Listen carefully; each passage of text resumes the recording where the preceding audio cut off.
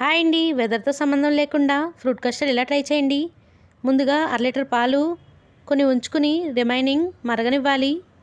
ఈలోపు 3 spoons custard powder తీసుకోవాలండి. 1/2 litre పాలకి 3 స్పూన్స్ అయితే కరెక్ట్గా సరిపోతుంది. మిగిల్చుకున్న పాలు వేసుకుని లంప్స్ లేకుండా కలిపి పక్కన పెట్టుకోవాలి.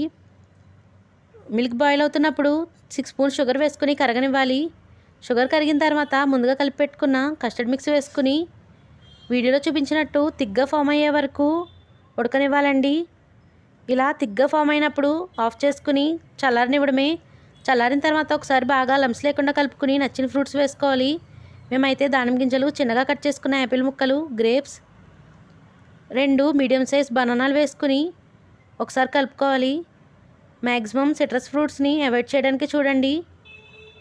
లాస్ట్లో కిస్మిస్, బాదం వేసుకుని సర్వ్ చేసుకోవడమే. 3 to 4 days ఫ్రిడ్జ్లో పెడితే ఉంటుందండి.